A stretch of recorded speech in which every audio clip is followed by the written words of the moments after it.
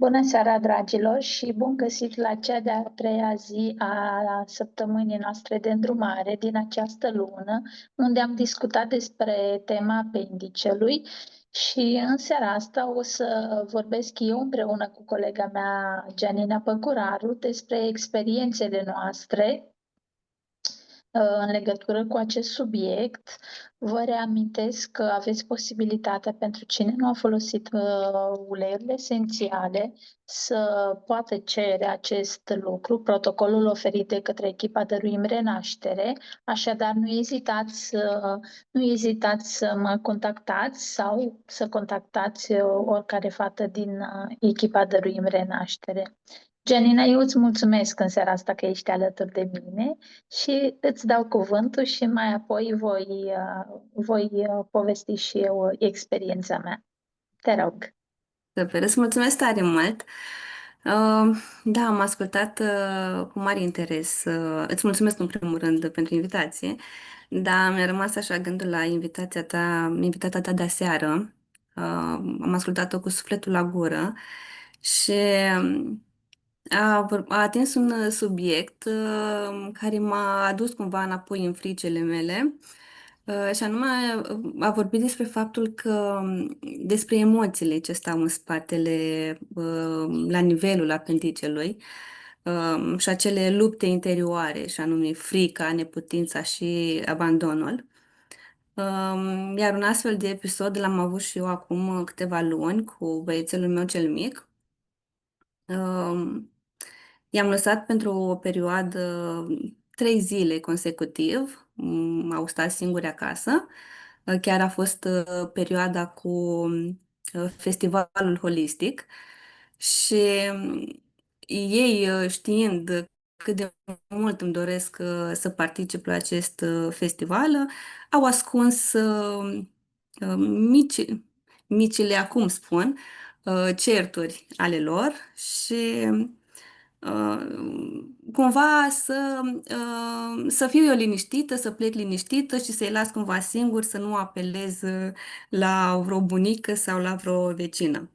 Și astfel de dezechilibru în subconștientul copilului meu s-a declanșat o astfel de luptă, și anume că în acea perioadă fratele său mai mare, care în mod natural ar fi trebuit să-i aducă, nu știu, protecție, să-l sprijine, să-i ofere încredere, iar toate astea fără să vrea, fratele lui mai mare i-a provocat o stare de frică, neputință și mai mult ca sigur și acea senzație de abandon, pentru că au fost două conflicte la ei. Una în care Alex, băiatul cel mare, fratele lui, s-a impus ca o autoritate, iar cel mic s-a făcut și mai mic, cumva, că am înțeles din discuția cu el, că efectiv s-a ascuns prin casă doar pentru că nu a vrut să facă ce vroia cel mare să facă. Um, și a doua ceartă sau, nu știu, ruptură de relație între cei doi frați a fost când cel mare i-a cerut voie cumva să ia bani din pușculița lui, iar cel mic, probabil că din loialitate, a fost de acord, dar între timp, probabil și când am ajuns eu acasă, el s-a răzgândit. Uh, Pentru Pentru noi, adulții, la asta zic că la o discuție și cu al meu soț a fost o nimica toată. Dar pentru el, pentru un copil de 8 ani, asta a fost o încălcare a, nu știu, a granițelor și a pierderii de control asupra bunului pe care el îl avea. La scurt timp, chiar după ce s-a terminat cele 3 zile de festival în care eu am putut să merg liniștită, cel mic mi-a acuzat o durere în partea dreaptă, jos, iar piciorul îmi spunea că îl simte un pic mai greu. Nu avea alte simptome, febră sau vomă, dar durerea lui pe mine cel puțin m-a speriat teribil. Am simțit o frică în tot corpul și de multe ori zic când mai vine cineva la mine cu astfel de dezechilibre, o gândesc normal, știu cum să procedez. În cazul când povestea este în teritoriul meu, în cuibul meu, atunci simt așa că mă dispersez în mii de bucăți. Și atunci uh, știu bine că m-am speriat încât am cerut ajutorul în toate părțile, iar am conștientizat în scurt timp că faptul că am câteva informații despre legăturile astea dintre emoții și corp și că am acces la uleiurile esențiale și că am, cum am zis, susținerea voastră a comunității și a întregii echipe și mi oferă ajutorul când am nevoie, toate lucrurile astea m-au împuternicit și am aplicat, am făcut un amestec din mai multe uleiuri, dar cred că pot să și le spun ce am aplicat atunci. A fost Balance, lavandă, copaiba și mentă. Am aplicat pe abdomen și pe tălpi, iar mi-am dat și intern pentru reducerea inflamațiilor, turmeric și DDR Prime.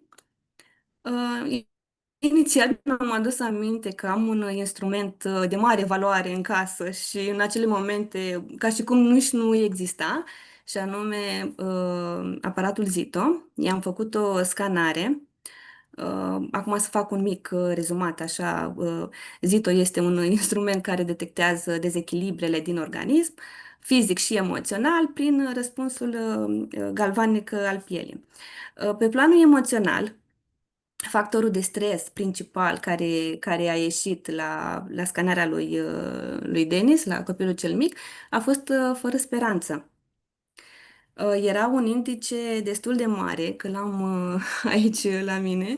Era, era enorm de mare, în care mă așteptam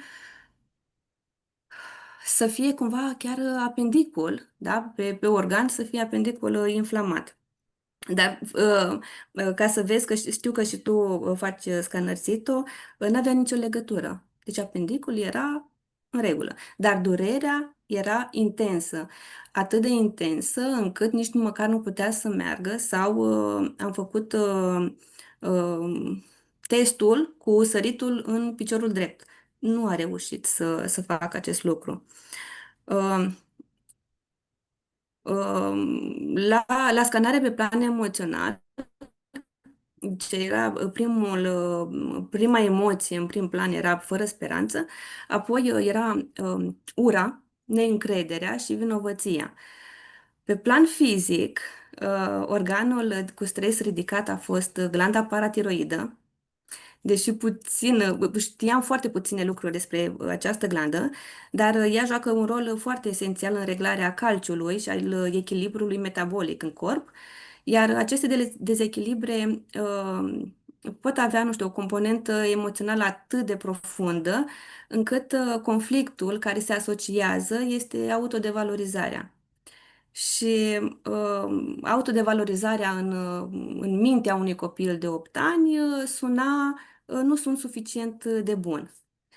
Um, Sunt sigură că în tot contextul ăsta, Denis, băiatul cel mic, s-a simțit și fără control, um, s-a simțit că nu contează și astfel de, nu știu, de emoții au declanșat acel,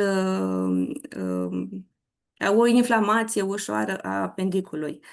Um, Cred că am aplicat de vreo 4-5 ori pe zi tot acest blend și i-am făcut în jur de 3 capsule pe zi. Iar nu știu, mai puțin de 48 de ore am ieșit cu mingea în fața casei cu cel mic la joacă. Uh, Episodul ăsta și multe alte episoade, în decursul atâtor ani în care eu folosesc aceste uleiuri, uh, mi-a, cred că mi-a reconfirmat cât e de important e să cunoaștem corpul și să fim atente și la cele mai mici semnale. Orice semnal ascunde în spate sau o emoție în care este prea stătută, cu timpul emoția să ajunge să fie, nu știu, un dezechilibru, o inflamație. Acum, dacă îmi dai voie să mai zic încă ceva, să vedem cu cine vorbesc, oriunde. Vă îndemn să faceți o mică căutare pe YouTube la cele 5 legi biologice, uh, pentru că ele pot deschide un drum spre o înțelegere mai profundă și se face legătura. Nu trebuie să știi foarte multe, dar dacă ai un pic, nu știu, câteva cunoștințe despre aceste legi, poți să faci mai ușor și mai lin legătura între emoții și corp. Um, și îmi place să zic când dețin sau când ai o informație, susținere și instrumentele potrivite, simți că nu mai ești doar un părinte care reacționează, da? Ești și un părinte conștient care, nu știu, care poate susține copiii și pe cei care sunt alături cu, cu discernământ și, nu știu, e mult mai simplu când dai mai multe informații din mai multe părți. Ăsta a fost povestioara mea. Sper și îmi doresc să nu mă mai întâlnesc cu așa ceva, cu astfel de dezechilibre și nu, știi cum, să nu mai nimic legat, să nu se mai lege nimic de copiii mei. Pentru că prevenim. Da? Și chiar înainte de să intru cu tine, deși simțeam că eu am emoții, m-am dus și le-am făcut fiecăruia câte un masaj, știi? Zic că ok, că îmi transmiteau. Când vreau, am emoții, zic nu am emoții, dar e în regulă. M-am dus și am aplicat pe ei, pentru că se transmite, e totul energetic. Îți mulțumesc tare mult, Mulțumim, mulțumim tare mult, Gianina, pentru intervenția ta. Da, o experiență de mare valoare și dăm voie să te corectezi când spui sper să nu mai vină către mine așa situații. Da, Nu să nu este mai. chiar, vin cu un scop și tu știi foarte bine lucrul ăsta, că vin cu un scop toate situațiile. Important e să fim împuternicite, tu ca mămică în primul rând, să ai Da, instrumentele la îndemână și să știi cum să gestionezi lucrurile, pentru că nu există rău, bine, totul este cu un sens. Eu așa am învățat în decursul anilor că nu trebuie, în orice rău este un bine și viceversa. Nu da, există. ai Eu dreptate. acum am Știu. să vin cu o experiență foarte interesantă. Nu este a mea, apropo de frici, apropo de ce ne-a spus și invitata noastră aseară, Silvia Malic, și se leagă oarecum un pic totuși cu povestea ta din seara asta. Eu în urmă cu un an, cam așa, am avut un băiat la scanare, un băiat tânăr, la 23 de ani, cred că avea așa, și a venit acuzând durere în partea dreaptă jos și zicând, vai, vai, vai, mi-e frică să nu ajung la cuțit. Să nu ajung la cuțit, că eu nu vreau să mă operez, dar mă doare apendicita. Ok, l-am scanat. Bineînțeles, apropo de emoții, acolo a fost un cumul cu de toate, buchetul Moldovei, așa, dar apropo de rolul emoțiilor, rolul cel mai important la el erau emoțiile. Totul era un talmeș-balmeș, într-un dezechilibru, un haos. Eu n-am mai văzut scanare așa ca la băiatul ăla la 23 de ani și am făcut câteva. Ideea este că am început cu simfonii și m-am axat foarte mult pe simfonia limfatică, apropo de ce ne-a spus și invitata noastră aseară. Sistemul limfatic joacă un rol primordial în organismul nostru și sistemul digestiv. Și am jonglat o săptămână, mergeam pe sistemul limfatic, o săptămână pe sistemul digestiv. Și el tot îmi spunea, dar nu văd îmbunătățiri. E ok 4 zile, după aia revine. De ce se întâmpla lucrul ăsta? Pentru că uleiurile aveau efect și când ele se eliminau din organism, că o simfonie cam, dacă suntem într-o situație mai acută, așa putem face și 2 pe săptămână. Bine, acum dacă suntem în situații dintre alea nasoale, putem să facem și una pe zi, când nu, chiar fondatorul simfoniilor ne spune că nu se întâmplă absolut nimic. Dar în linie în mare, așa, se fac 1-2 pe săptămână. Și la care eu am realizat ce se întâmpla și am încercat să discut cu el, să merg mai departe, să sap eu oarecum în locul lui.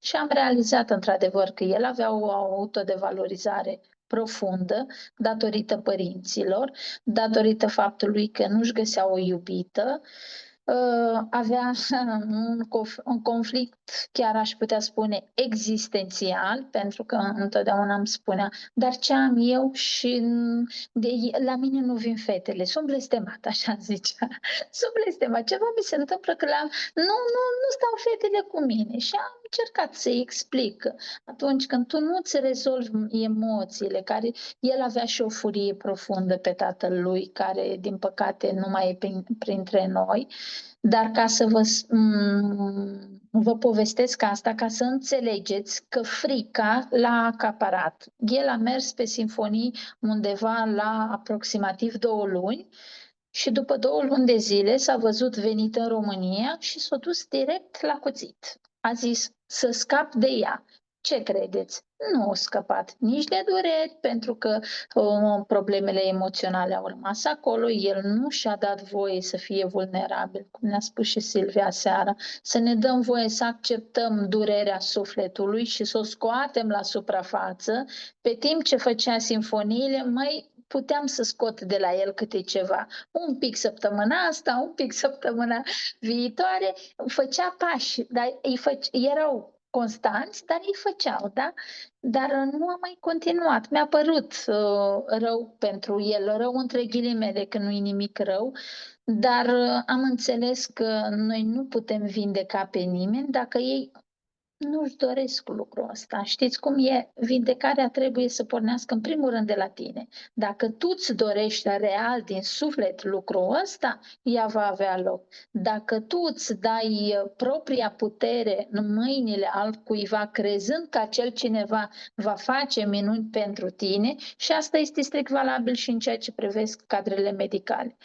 Repet și eu ce a spus și Silvia seară. Este foarte important atunci când real avem nevoie de sistemul medical, să apelăm la el, că medicina a evoluat și este necesar dacă avem, de exemplu, o peritonită. Dar dacă noi putem face prevenție, cum a spus și Gianina, și noi am avea grijă în primul rând, din punctul meu de vedere, de sistemul digestiv. Dacă am avea grijă zilnic, noi nu am ajunge nici la dureri abdominale, nici de apendicită, nici...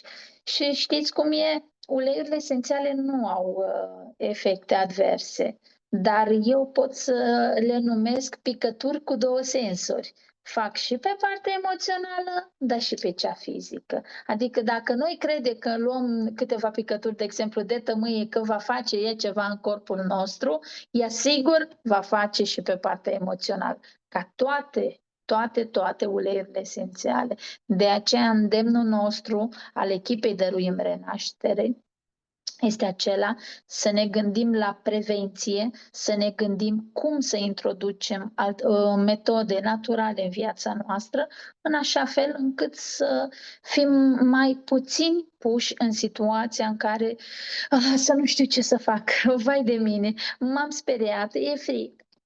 Să putem gestiona lucrurile și să fim împuterniciți. Eu asta m-am vrut să vă spun ca și experiență, pentru că oarecum am trăit-o cu băiatul respectiv ca și cum a fost a mea. Eu nu am apendicita de la vârsta de 13 ani, cred că eram, și am o amintire foarte urâtă de atunci, care oarecum încerc să sap și eu acolo sub preșul ăla sau să scot gunoiul de sub preșul ăla, să le mai scot la suprafață, că într-adevăr am dus o traumă la acea vârstă, dar atât puteau părinții mei, atât puteam eu ca și copil, că o mare putere nu prea aveam și încercăm să acceptăm tot ce am trăit, tot ce trăim și ce va urma. Așadar, dragilor, eu vă mulțumesc din suflet că ați fost în această lună alături de mine în programul de îndrumare din această lună. Vă așteptăm cu mare drag și luna viitoare cu o temă nouă și rămâneți aproape de Dăruim Renaștere.